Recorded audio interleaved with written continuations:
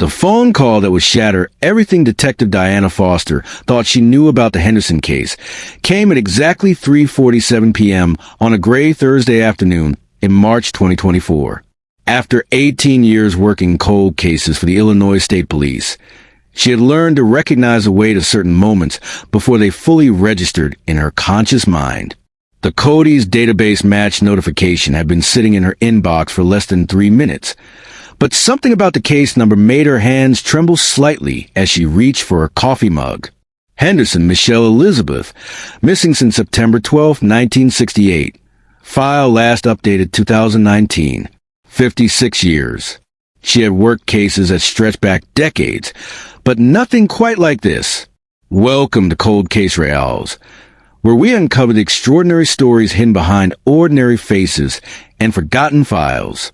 Before we dive into this incredible tale of persistence, heartbreak, and the power of modern science to solve the impossible, tell us in the comments what city you're watching from today. And if you believe that every victim deserves justice no matter how much time has passed, hit that subscribe button and join our community of truth seekers who never give up. In 1968, DNA was still a theoretical concept locked away in university laboratories. The double helix had been decoded, but the idea that microscopic genetic material could solve crimes belonged to science fiction. Yet there on Foster's monitor was irrefutable proof that Thomas James Carlyle's DNA matched biological evidence collected from a 16-year-old girl's torn sweater in rural Millbrook, Illinois, more than half a century ago. The match shouldn't have been possible. Carlyle had died 6 years earlier in 2018. His saliva collected during a routine arrest for domestic violence in Kane County. His genetic profile had been entered into the system posthumously when Illinois expanded its DNA collection protocols. The Henderson evidence had been digitized only in 2023, part of a massive cold case initiative that processed thousands of forgotten samples using new extraction techniques that could recover genetic material from fibers, fabric fragments, and microscopic traces that previous technology couldn't detect. Foster pulled up Michelle Henderson's file, watching the black and white photographs load with agonizing slowness on her outdated system. A young face stared back at her from a school portrait taken just weeks before the disappearance.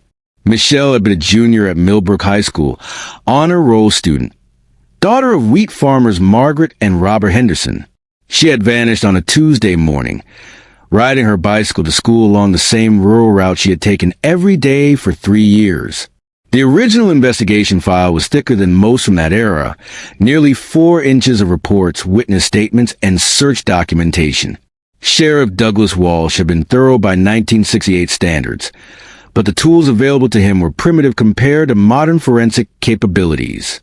No cell phone records to trace, no security cameras to review, no social media footprints to follow.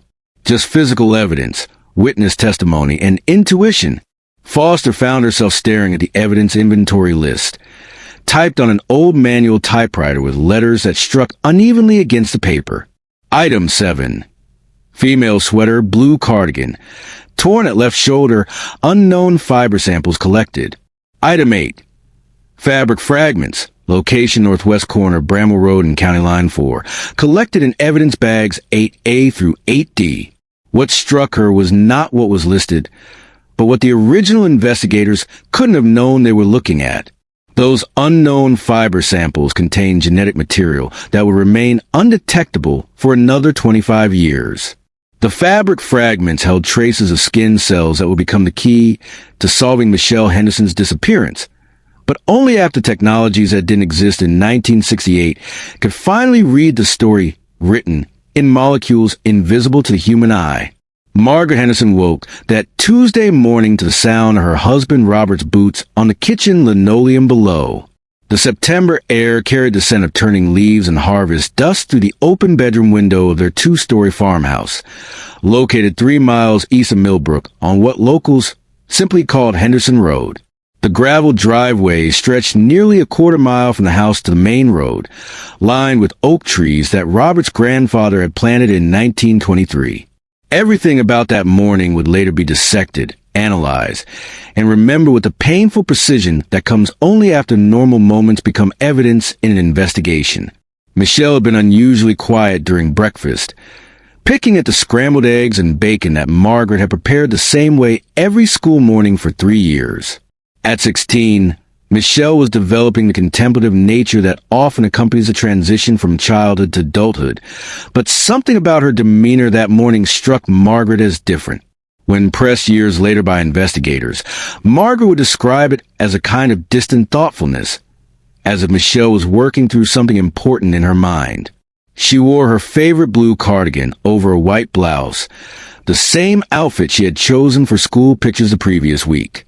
The bicycle ride to Millbrook High School should have taken Michelle exactly 18 minutes. She had timed herself during her freshman year, pedaling the winding rural route that connected their farm to the small town center, where the school sat adjacent to the grain elevator and the Lutheran church. The route took her along Henderson Road to the intersection with Bramwell Road, then southwest for 2 miles before turning north on County Line 4. It was a journey she had made hundreds of times, through spring rains and winter snow, past the Morrison farmer's red barn that needed painting, beyond the old Carlisle property with its collapsed silo, and finally into town where the trees gave way to sidewalks and the rural silence yielded to the sounds of small-town morning routines. Robert Henderson kissed his daughter goodbye at 7 o'clock, noting the time because he had been listening to the Grain Futures Report on WLS radio. Michelle wheeled her bicycle, a blue Schwinn Breeze that her parents had given her for her 15th birthday, from the garage where it was stored each night. Margaret watched from the kitchen window as Michelle pedaled down the long driveway, her blonde hair catching the early morning sunlight. That image would become Margaret's most treasured and most torturous memory. Her daughter disappeared around the bend in the oak-lined driveway, one hand raised in a casual wave, completely unaware that she was riding toward an encounter that would define the rest of her short life. The first indication that something was wrong came at 8 o'clock when Michelle's homeroom teacher, Mrs. Patricia Dobson, marked her absent. Michelle had missed only 3 days of school in her entire academic career, all due to documented illnesses, and had never been late without prior notification. When Michelle failed to appear for second period English, Mrs. Dobson called the main office.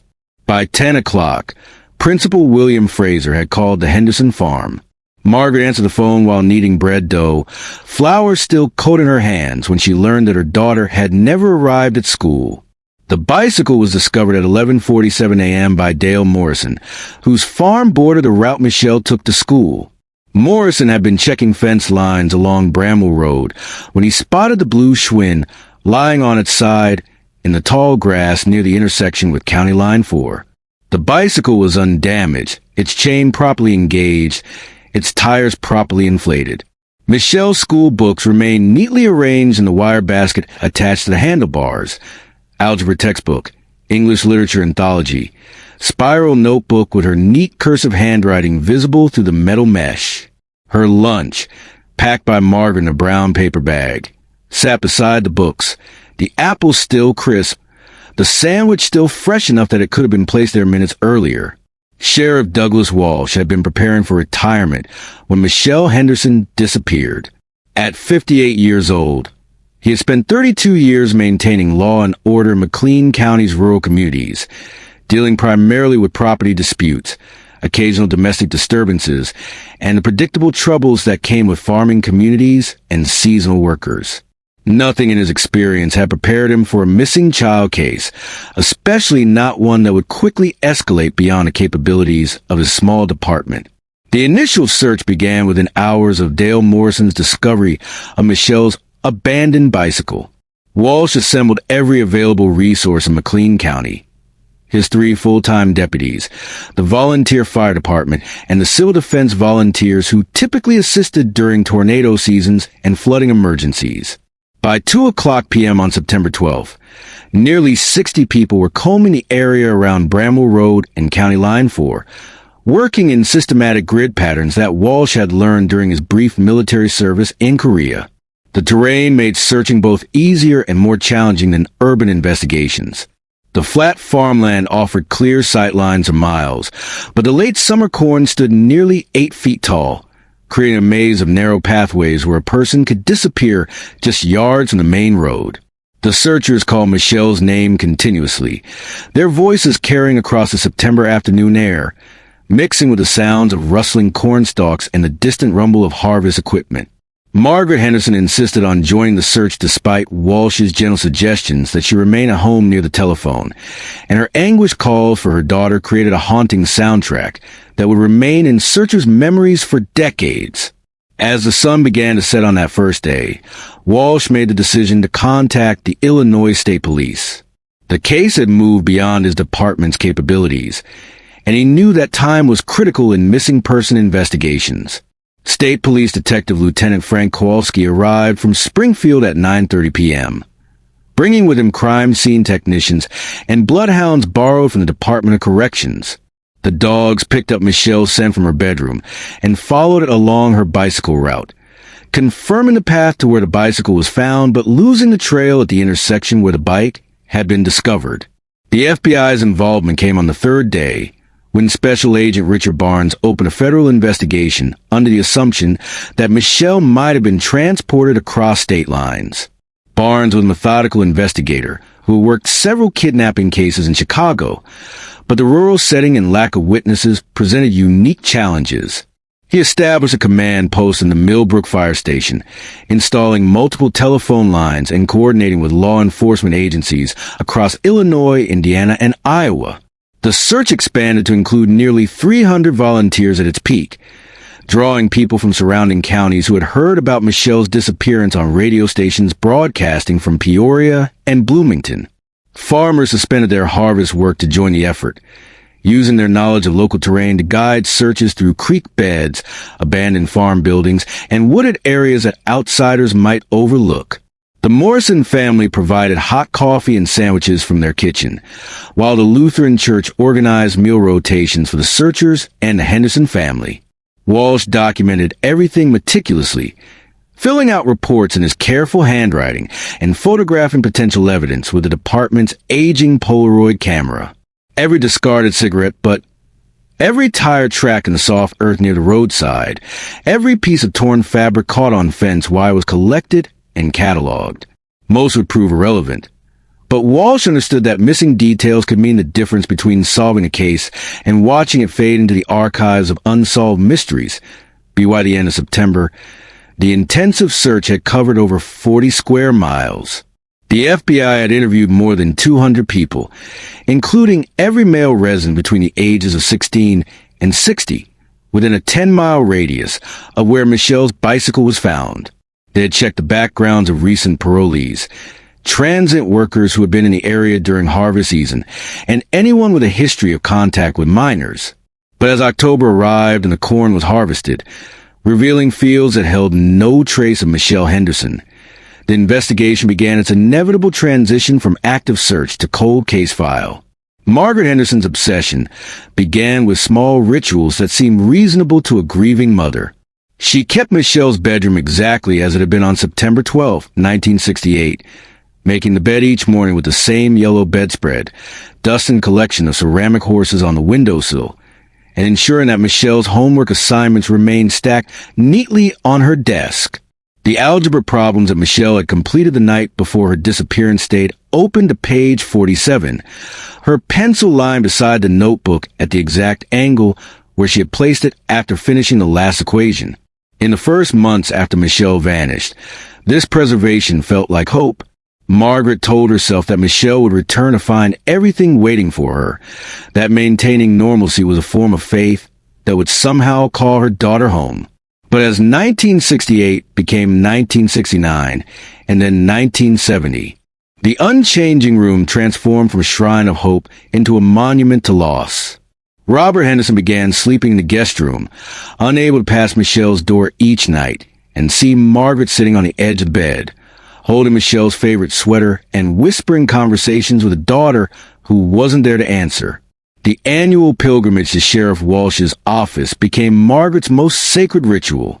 Every September 12th, she would dress in her best outfit, drive the 8 miles to the McLean County Sheriff's Department, and file a new missing person report for Michelle Elizabeth Henderson. The law didn't require annual filings for missing persons cases. But Margaret had convinced herself that constant pressure was the only way to prevent Michelle's case from being forgotten. Walsh, and later his successor Sheriff James Miller, received these visits with patient compassion. Even as the reports became increasingly detailed and somewhat detached from reality. By 1975, Margaret's reports included elaborate theories about Michelle's disappearance that she had developed through extensive correspondence with other families of missing children across the Midwest. She became convinced that a network of criminals was systematically abducting teenage girls from rural areas, transporting them across state lines for purposes she could never articulate but clearly feared. Her letters to the FBI grew more frequent and more desperate, filled with connections she had drawn between Michelle's case and missing person reports from Iowa, Indiana, and Wisconsin that shared only the most superficial similarities. The psychological toll on the Henderson family became evident to their rural community in ways that no one quite knew how to address. Robert Henderson, a man who had been known for his steady reliability and gentle humor, became increasingly withdrawn and began drinking heavily after finishing his daily farm work. Their marriage, which had been solid and affectionate before Michelle's disappearance, became a careful choreography of two people trying to grieve in the same house without acknowledging that their grief had taken incompatible forms. Margaret's obsession expanded beyond the annual reports to include maintaining detailed correspondence with psychics, private investigators who promised results for money the Hendersons couldn't afford, and amateur detectives who contacted her after reading about Michelle's case in true crime magazines. She converted Michelle's room into an informal command center, covering the walls with maps marked with pins indicating where other girls had disappeared, timelines written in her increasingly erratic handwriting, and photographs of men who'd been arrested for similar crimes in other states. The community's initial sympathy gradually gave way to uncomfortable avoidance. Margaret's behavior at church services became unpredictable, sometimes involving tearful outbursts during prayers with sick, and other times manifesting as inappropriate laughter during serious moments when her mind had wandered to some memory of Michelle. The women's auxiliary stopped including her in social functions, not out of cruelty, but because her presence transformed every gathering into an occasion for discussing theories about Michelle's disappearance that had become increasingly disconnected from evidence or logic. Robert Henderson died of a heart attack in 1987, found by Margaret in the barn where he had been working alone on equipment maintenance. The official cause was cardiac arrest, but everyone in Millbrook understood that Robert had been dying slowly for 19 years, worn down by grief and Margaret's refusal to accept that Michelle was never coming home. Margaret discovered his body at noon on a Tuesday, exactly 19 years and 2 months after Michelle had failed to return from school on another Tuesday morning. Detective Patricia O'Brien discovered the forgotten evidence box on a humid Thursday afternoon in August 1995. 27 years after Michelle Henderson's disappearance. O'Brien had been assigned to conduct an inventory of the McLean County Courthouse basement storage areas as part of a county-wide effort to digitize old records and clear space for new filing systems. The basement stretched beneath the entire courthouse building, a maze of concrete-walled rooms that had accumulated decades of legal documents, evidence boxes, and administrative files that no one quite remembered how to categorize. The Henderson case file sat in a cardboard banker's box that had been misfiled in a section designated for civil court records rather than criminal investigations. The box itself showed signs of water damage from a pipe leak that had occurred sometime in the 1980s, leaving brown stains along the edges and a musty smell that indicated prolonged moisture exposure. O'Brien nearly overlooked it entirely, mistaking it for another container of property deed transfers or state probate documents that filled most of the surrounding shelves. When O'Brien finally opened the box, she found herself looking at a case that predated her law enforcement career by nearly a decade. The original evidence inventory, typed on yellowed paper with a manual typewriter whose keys struck slightly higher than the other letters, listed 37 items collected during the initial investigation. Most were routine materials that had yielded no useful information. Soil samples from the roadside where Michelle's bicycle was found, photographs of tire tracks that proved too degraded to match, witness statements that had led nowhere productive. But buried beneath layers of routine evidence bags and faded photographs was something that made O'Brien pause in the stifling basement air. Evidence bag number 7 contained Michelle Henderson's blue cardigan sweater, the one she had been wearing when she left home on September 12, 1968. The sweater had been torn at the left shoulder, with the fabric separated along a seam in a way that suggested sudden, forceful contact rather than gradual wear. More importantly, the evidence bag also contained several smaller envelopes labeled unknown fiber samples and fabric fragments collected at scene. The fiber samples had been collected by FBI technician Robert Chun, whose meticulous evidence collection methods had been noted throughout the original case file. Chun had used tweezers to remove fibers from the torn section of Michelle's sweater that appeared inconsistent with the sweater's own material composition. Under magnification available in 1968, these fibers appeared to be cotton-based fabric in a dark blue or black color, possibly from work clothing or heavy outerwear. But the technology to analyze these samples properly simply hadn't existed when they were collected. O'Brien found herself staring at evidence that had been waiting nearly 3 decades for forensic science to catch up with investigative theory. DNA analysis had become standard procedure in criminal investigations by 1995, but the techniques for extracting genetic material from fabric fibers were still evolving rapidly. The Illinois State Crime Laboratory had recently acquired equipment capable of analyzing microscopic biological samples that would have been useless to earlier forensic methods. The fabric fragments told a more complex story. Chun had collected these pieces from the ground near where Michelle's bicycle was discovered, some caught on fence wire and others embedded in the gravel shoulder of County Line 4. The fragments appear to come from at least 2 different sources. Pieces that matched Michelle's white school blouse, and several pieces that clearly came from different garments entirely. One fragment, barely larger than a postage stamp, showed what appeared to be a small tear pattern with microscopic traces of what Chun had described as possible biological material. O'Brien carefully photographed each piece of evidence before resealing the containers according to updated chain of custody protocols. The basement storage had not been ideal for preserving biological evidence, but the cool, dry conditions had actually helped prevent the degradation that might have occurred in less controlled environments. She could feel the weight of possibility as she carried the box upstairs to her office, understanding that these forgotten fragments might contain the key to answering questions that had tormented the Henderson family for more than a quarter century. Michael Henderson was 8 years old when his sister Michelle disappeared, young enough that his memories of her were filtered through the lens of childhood hero worship rather than the complex understanding that comes with shared adolescence. By 2019, when their mother Margaret finally succumbed to the combination of emphysema and what the death certificate diplomatically termed complications of chronic grief, Michael had spent 51 years living in the shadow of a sister who had become more myth than memory in their family's daily existence. Margaret's death came on a February morning when the Illinois countryside was locked in the grip of a winter that had lasted since December with no sign of yielding to spring.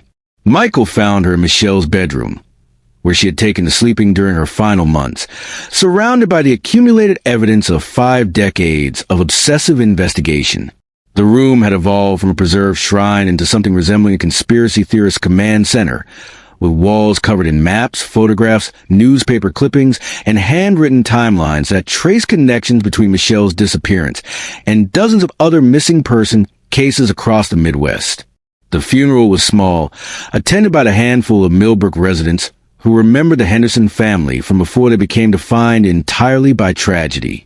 Michael stood beside the grave in the Lutheran cemetery where his father Robert had been buried 32 years earlier, listening to Pastor Williams deliver a eulogy that struggled to find words for a woman whose life had effectively ended on the same September day that claimed her daughter. The pastor spoke about Margaret's devotion and persistence, carefully avoiding any direct reference to the mental deterioration that had made her final years a source of discomfort for the community that had once embraced her family. After the funeral, Michael faced the overwhelming task of sorting through Margaret's accumulated materials. The house had become a repository for every document photograph, and piece of correspondence related to Michelle's case, organized according to a system that made sense only to Margaret's increasingly fragmented thinking. Boxes filled the basement, containing copies of police reports, letters to and from FBI agents, communications with psychics and private investigators, and detailed notes about television programs that had featured missing person cases with any superficial similarity to Michelle's disappearance. But buried within Margaret's obsessive documentation, Michael discovered evidence of genuine investigative work that had been dismissed or overlooked by law enforcement agencies overwhelmed by her more erratic theories. Margaret had maintained correspondence with families of missing girls across Illinois, Indiana, and Iowa, creating a network of shared information that revealed patterns no single jurisdiction had been able to recognize. Her maps showed clusters of disappearances that occurred during specific time periods in rural areas served by similar highway routes, suggesting the possibility of a mobile perpetrator who had never been identified because the crimes crossed multiple jurisdictional boundaries. Michael had inherited his mother's determination, but possessed the emotional stability that 50 years of grief had gradually eroded in Margaret. He approached Michelle's case with a methodical mindset of someone who had spent his career in agricultural equipment sales, understanding that solving complex problems required systematic analysis rather than intuitive leaps. He began by digitizing Margaret's entire collection, scanning thousands of documents and photographs into a computer database that would allow him to search for patterns and connections that might have been invisible when scattered across physical files. The breakthrough came when Michael contacted Detective Patricia O'Brien, now retired but still consulting on cold cases for the Illinois State Police. O'Brien had kept the Henderson case file active in her mind even after leaving law enforcement, occasionally revisiting the evidence when new forensic techniques became available. When Michael explained his systematic approach to organizing his mother's research, O'Brien realized that the combination of Margaret's investigative work and modern DNA analysis might finally provide the answers that had eluded investigators for more than 50 years. Michael's persistence differed from his mother's in crucial ways. Where Margaret had been driven by desperate hope and increasingly irrational theories, Michael was motivated by a desire to honor both his sister's memory and his mother's lifelong dedication. He understood that solving Michelle's case wouldn't bring either of them back, but he also recognized that allowing the investigation to die with Margaret would mean that their suffering had served no purpose. Detective Diana Foster received a phone call from the Illinois State Crime Laboratory at 3:17 p.m. on November 15th, 2023, 55 years and 2 months after Michelle Henderson had failed to arrive at school.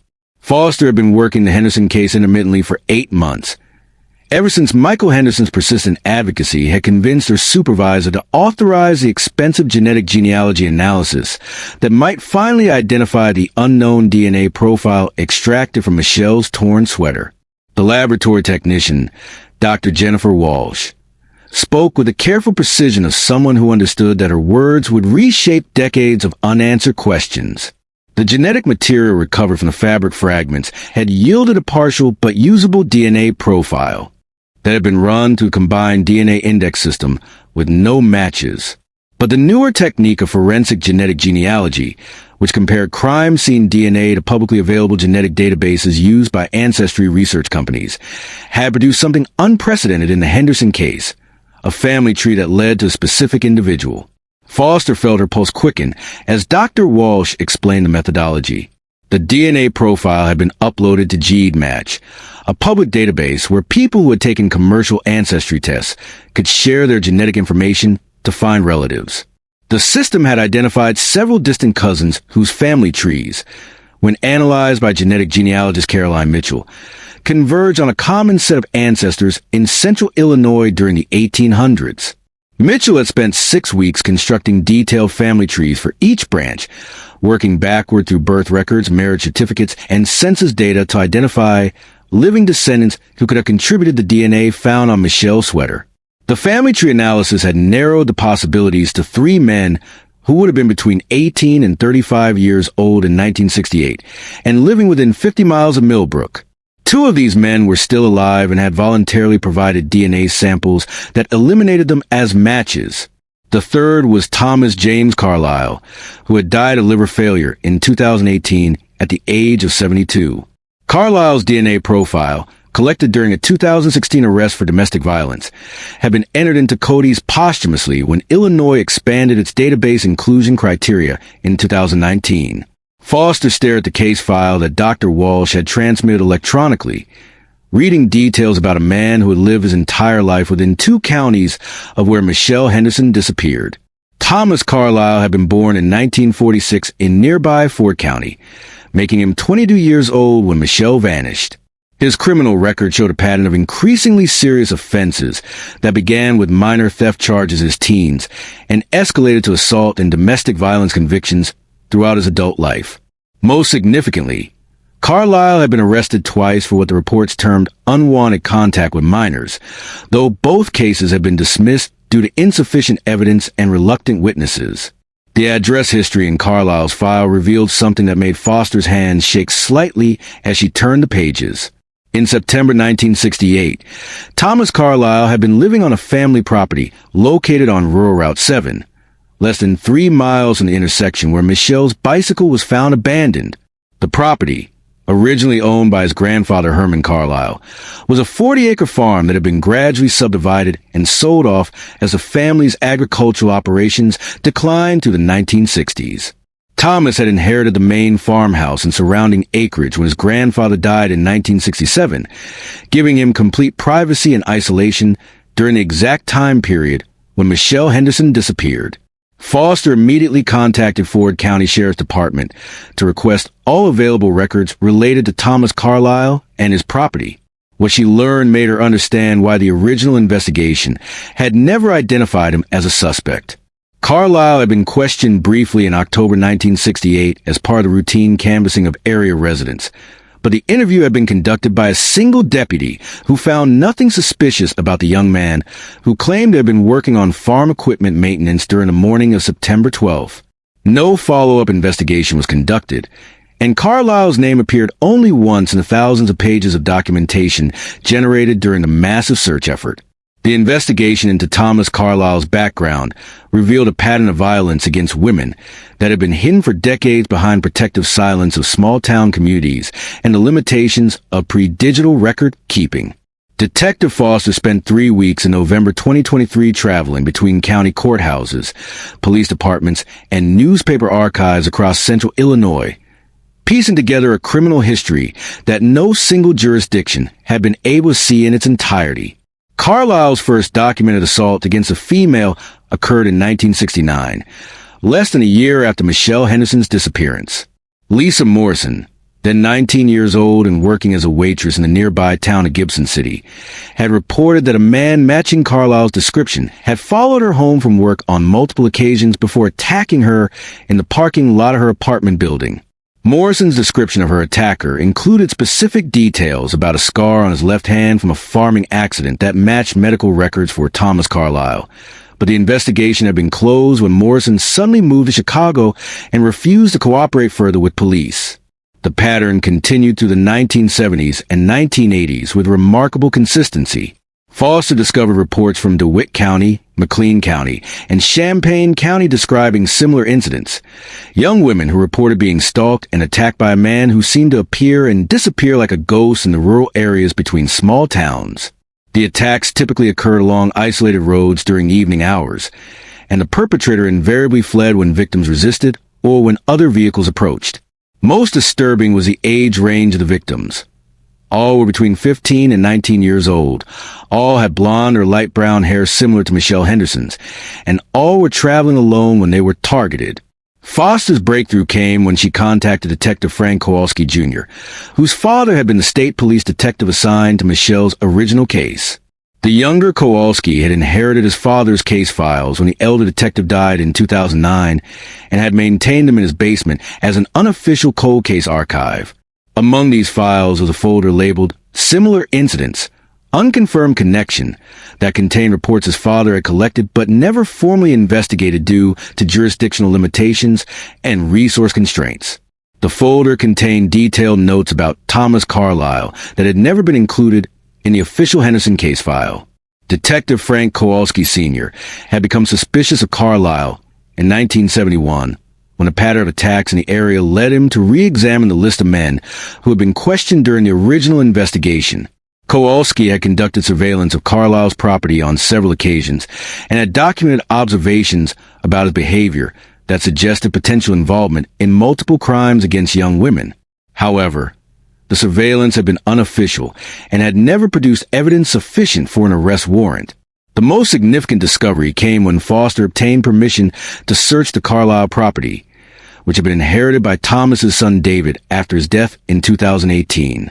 David Carlisle, who lived in Springfield and used the family property only for weekend hunting, granted permission for a complete search after learning about the DNA evidence connecting his father to Michelle Henderson's disappearance. He had always suspected that his father was capable of violence, having witnessed his brutal treatment of David's mother throughout his childhood, but had never imagined the scope of Thomas's crimes. The search of the Carlisle property began on December 4th, 2023, using ground-penetrating radar and cadaver dogs that had not been available to investigators in 1968. The main house had been demolished by David Carlisle in 2020, but the foundation and surrounding grounds yielded evidence that painted a horrifying picture of Thomas Carlisle's activities. Buried beneath what had been the basement floor, searchers discovered a metal toolbox containing items that could only be described as trophies, pieces of clothing, jewelry, and personal items that matched descriptions of belongings taken from multiple victims across several decades. Among these items was a small ceramic horse, part of a collection that Margaret Henderson had described to investigators as Michelle's most prized possessions. The horse matched photographs from Michelle's bedroom that had been taken during the original investigation, providing physical evidence that connected Thomas Carlisle not only to Michelle's DNA, but to her actual presence at his property. The discovery sent shock waves through the investigative team and provided Michael Henderson with the first concrete proof that his sister's case was finally approaching resolution. The evidence against Thomas Carlisle became overwhelming during the winter of 2023, but the finality of his death 6 years earlier meant that the traditional concept of justice would never be fully realized. Detective Foster found herself in the peculiar position of building an airtight case against a man who would never stand trial, never face his victims' families in court, and never be forced to account for the decades of suffering he had inflicted on the communities surrounding Millbrook. The forensic analysis of items recovered from Carlisle's property revealed connections to at least 7 other missing person cases spanning from 1969 to 1987. DNA evidence linked Carlisle definitively to 3 of these cases, while personal belongings found in his buried collection provided circumstantial evidence connecting him to several others. The ceramic horse from Michelle Henderson's collection was just one piece in a macabre treasure trove that included a high school class ring belonging to Jennifer Walsh, who had disappeared from Champaign County in 1974, and a distinctive silver bracelet that had belonged to Maria Santos, a 17-year-old who vanished while walking home from a job at a Bloomington restaurant in 1981. Foster spent countless hours reviewing the original investigation files from these related cases, understanding now why the crimes had never been connected during the years when Carlisle was actively preying on young women.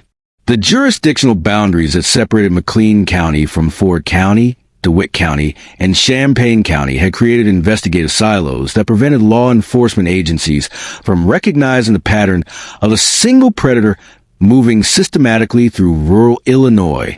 Each case had been worked independently by dedicated investigators who lacked the communication networks and database systems that would have revealed the connections between Carlisle's crimes. The most devastating revelation came when Foster discovered how close the original investigation had come to identifying Carlisle as Michelle Henderson's killer. In November 1968, Detective Frank Kowalski Sr. had obtained a warrant to search Carlisle's property based on witness reports that placed Carlisle's pickup truck in the vicinity of County Line 4 during the morning hours when Michelle disappeared. However, the search had been delayed for 2 weeks due to administrative complications, giving Carlisle sufficient time to remove any obvious evidence from his property. The search, when it finally occurred in December 1968, had focused on the house and immediate grounds, but had not extended to the areas where evidence was ultimately discovered in 2023. The ground-penetrating radar and cadaver dog capabilities that revealed Carlisle's buried cache of victims' belongings simply hadn't existed 55 years earlier. Additionally, the search warrant had been limited in scope, authorizing investigation only for evidence directly related to Michelle Henderson's disappearance rather than the broader pattern of crimes that Carlisle had been committing. Foster learned that Detective Kowalski had maintained unofficial surveillance of Carlisle through the early 1970s, documenting his movements and noting correlations between Carlisle's activities and the timing of attacks on young women in the region. Kowalski's personal notes, discovered in his son's basement archives, revealed a level of suspicion about Carlisle that had never been formally documented due to the limitations of evidence collection and legal procedures available at the time. The case files also revealed the tragic irony that Carlisle's criminal activity had actually escalated after he successfully avoided detection for Michelle's murder.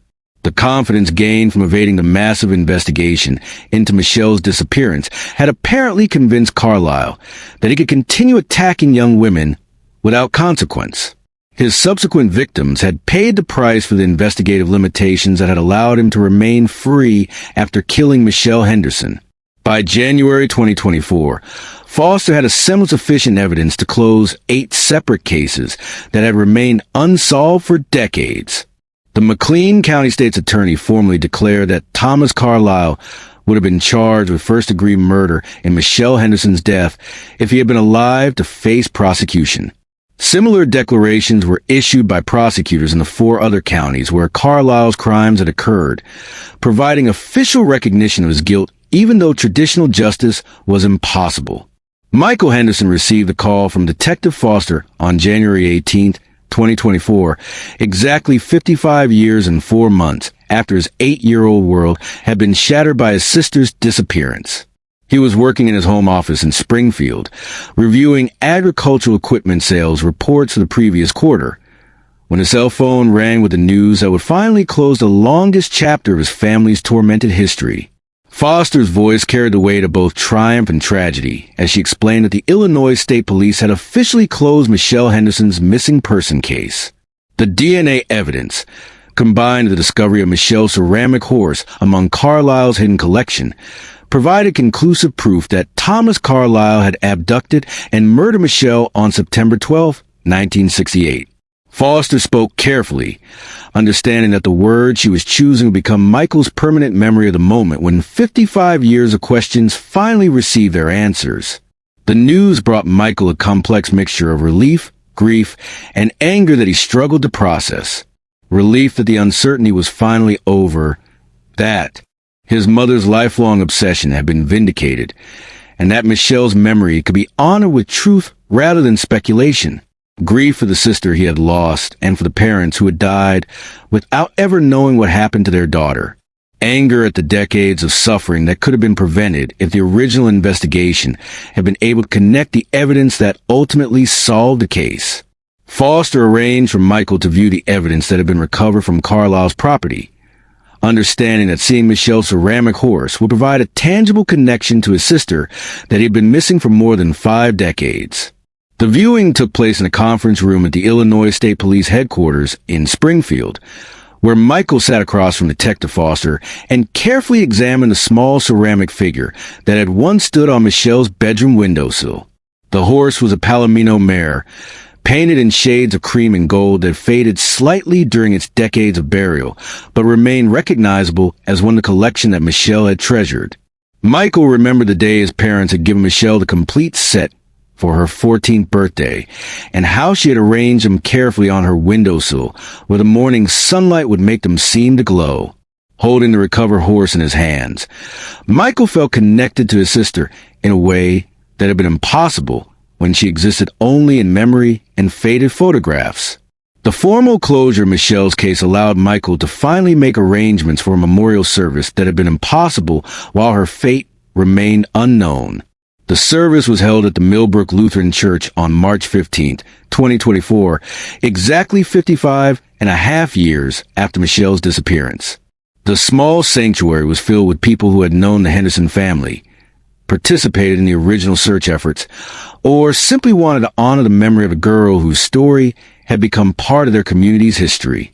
Michael spoke during the service about the importance of persistence and the power of modern forensic science to provide answers to questions that had seemed forever unanswerable. He thanked Detective Foster, the Illinois State Police, and the community members who had never stopped caring about Michelle's case. Most importantly, he announced the establishment of the Michelle Henderson Foundation, a nonprofit organization dedicated to supporting families of missing persons in rural communities and advocating for improved communication between law enforcement jurisdictions. The foundation would use the insurance settlement that Michael had received after proving Michelle's death to fund training programs for rural law enforcement agencies, providing them with access to modern forensic techniques and interjurisdictional communication systems that could prevent future cases from remaining unsolved for decades. Michael understood that he couldn't bring Michelle back, but he could ensure that her death would contribute to solving other families' mysteries and preventing other communities from experiencing the prolonged suffering that had defined his family's existence. As Michael stood beside Michelle's memorial marker in the Millbrook Lutheran Cemetery, where it was placed next to the graves of their parents, he felt the weight of 5 decades of uncertainty finally lifting from his shoulders. The questions that had consumed his mother's life and shadowed his own existence had been answered. Michelle could finally rest in peace, and the Henderson family's long vigil was over. The impact of solving Michelle Henderson's case extended far beyond the closure it provided to Michael and the community of Millbrook. Detective Foster's investigation had exposed systematic failures in how law enforcement agencies had handled missing person cases in rural areas during the 1960s and 1970s, when limited resources and poor communication between jurisdictions had allowed predators like Thomas Carlyle to operate with virtual impunity across county lines. The Illinois State Police used the Henderson case as a catalyst for implementing new protocols that would prevent similar investigative failures in the future. A statewide database was created to track patterns in missing person cases and violent crimes against young women, with automatic flags that would alert investigators when similar incidents occurred in neighboring jurisdictions. Training programs were established to teach rural law enforcement agencies how to preserve evidence for future forensic analysis, even when current technology couldn't process it effectively. The genealogy techniques that had finally identified Thomas Carlyle became a standard tool in Illinois cold case investigations. The state allocated additional funding for processing decades-old evidence using modern DNA extraction methods, leading to the resolution of dozens of cases that had been considered unsolvable. The success of the Henderson investigation demonstrated that no case was truly hopeless as long as evidence had been properly preserved and technological advances continued to expand forensic capabilities. The psychological impact on the communities where Carlyle had operated was profound and lasting. Families who had lived for decades with unanswered questions about missing daughters, sisters, and friends finally received the closure they had never expected to find. But the revelation that a serial predator had been moving freely through their rural communities for nearly 2 decades also shattered assumptions about safety and trust that had defined small-town life in central Illinois. The case forced a reevaluation of how communities protect their most vulnerable members and how they respond when those protections fail. Support groups were established for families affected by Carlyle's crimes, providing counseling and resources that helped them process the complex emotions that came with finally knowing the truth about their loved ones' fates. These groups became models for similar programs in other states dealing with the aftermath of long-term serial predators. Detective Foster's work on the Henderson case earned her recognition from the Illinois State Police and the FBI, but she found little satisfaction in the accolades. The investigation had consumed 14 months of her life and had forced her to confront the limitations of a justice system that could identify and prosecute criminals only after they had already caused irreparable harm to their victims and their families. The knowledge that Thomas Carlyle had died peacefully in his own bed, never having faced consequences for the lives he had destroyed, remained a source of frustration that no amount of professional recognition could alleviate. Foster understood that the closure provided to victims' families was meaningful and important, but it could never compensate for the decades of suffering that could have been prevented with better investigative techniques and interagency communication. The Henderson case also highlighted the crucial role that family advocacy played in keeping cold cases alive until technology could catch up with investigative needs. Margaret Henderson's 50-year obsession with finding her daughter had preserved crucial evidence and maintained pressure on law enforcement agencies that might otherwise have relegated Michelle's case to forgotten archives. While Margaret's mental health had suffered catastrophically from a prolonged grief and desperate search for answers, her refusal to let authorities forget about Michelle had ultimately been vindicated. The detailed record she had maintained, the correspondence she had conducted with other families of missing persons, and the connections she had drawn between seemingly unrelated cases had provided investigators with valuable insights that contributed to solving not only Michelle's disappearance, but several other cases as well. Michael Henderson's more measured approach to advocacy demonstrated how family members could effectively support cold case investigations without sacrificing their own mental health and relationships. His systematic organization of his mother's research, combined with his persistent but professional communication with law enforcement agencies, had created the conditions necessary for Detective Foster to obtain authorization for the expensive genetic genealogy analysis that finally identified Thomas Carlyle. The technological aspect of the case provided hope for countless other families dealing with long unsolved disappearances and murders. The techniques used to extract DNA from 55-year-old fabric samples and the genetic genealogy methods that connected crime scene evidence to distant relatives through commercial ancestry databases represented quantum leaps in forensic capability that had occurred within just the previous few years. Laboratories across the country began re-examining evidence from cold cases that had been considered hopeless, discovering that samples previously thought to be too degraded or too small for analysis could now yield usable genetic profiles. The success of the Henderson investigation encouraged law enforcement agencies to invest in these new technologies and to train their investigators in the methodologies that made such breakthroughs possible. The case also demonstrated the importance of preserving evidence even when current technology couldn't process it effectively. The FBI technician who had carefully collected and cataloged fabric fragments in 1968, despite having no way to analyze them at the time, had unknowingly provided the key to solving the case more than 5 decades later.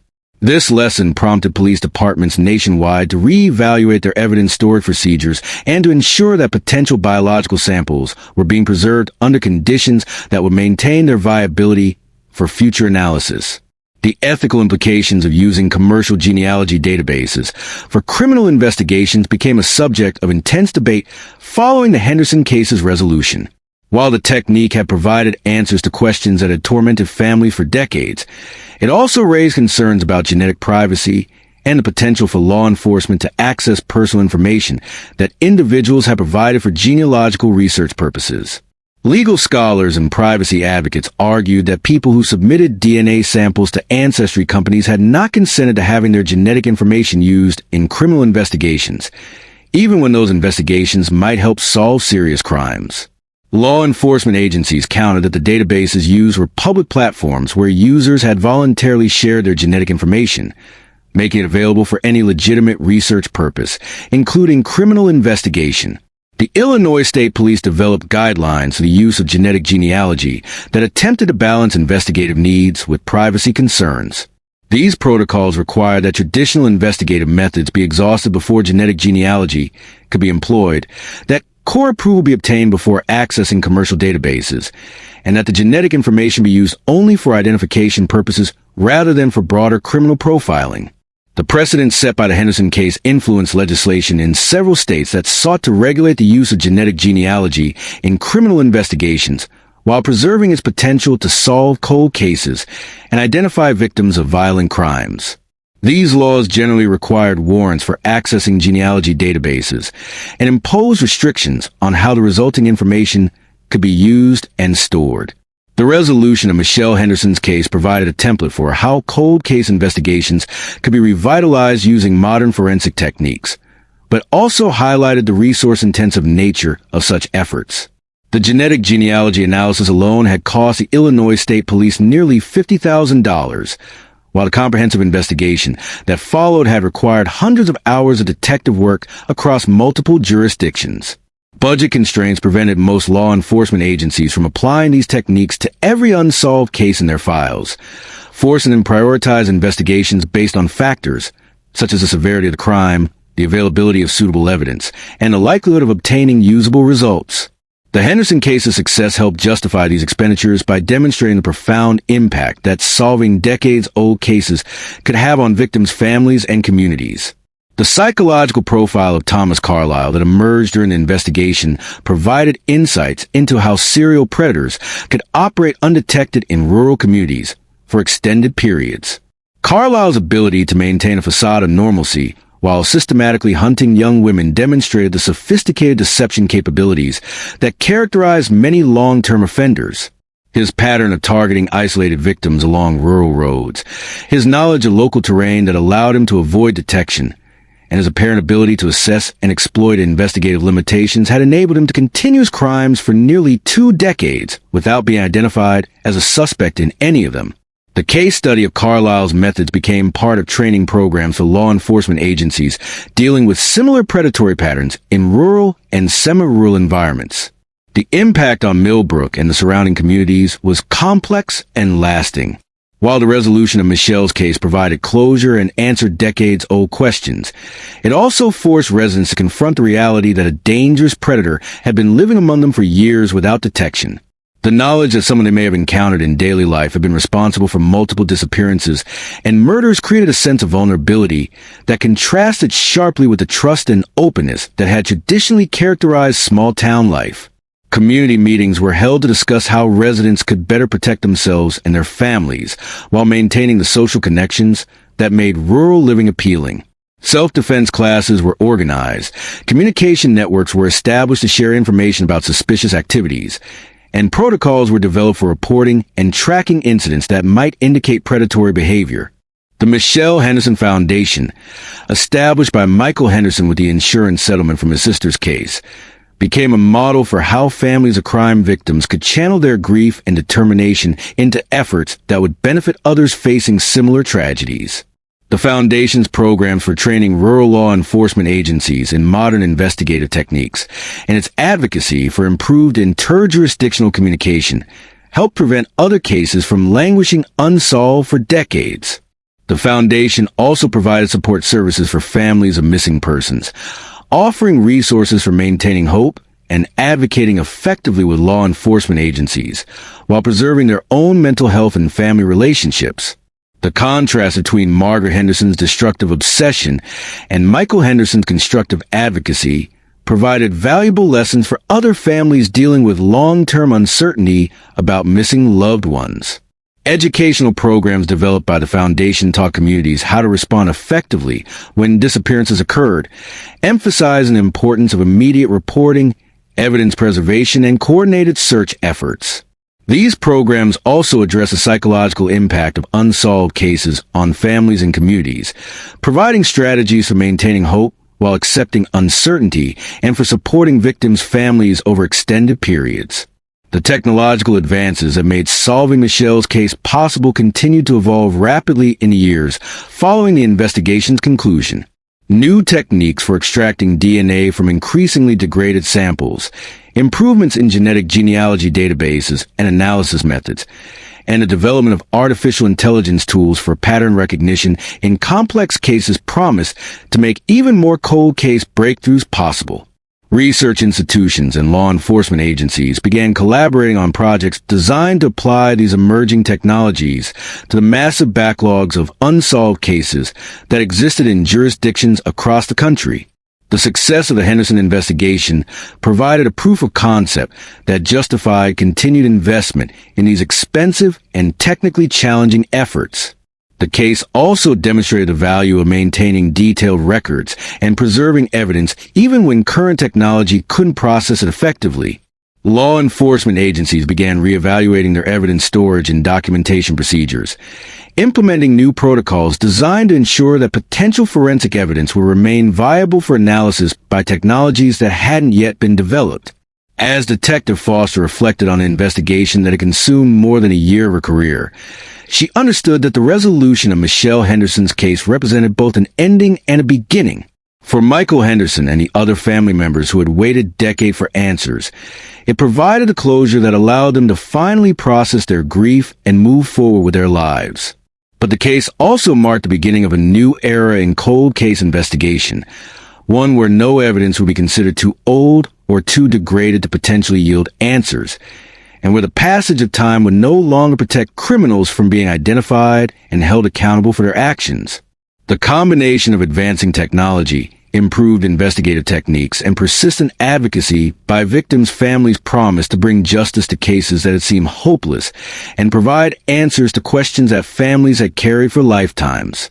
The story of Michelle Henderson's disappearance and the 56-year journey to discover the truth about her fate became a testament to the power of persistence, the importance of preserving hope in the face of seemingly insurmountable obstacles, and the potential for justice to prevail even when it arrives decades later than it should have. For the communities that have been forever changed by Thomas Carlyle's crimes, the resolution of these cases provided not just closure, but also the promise that future predators would face a justice system equipped with tools that their predecessors could never have imagined.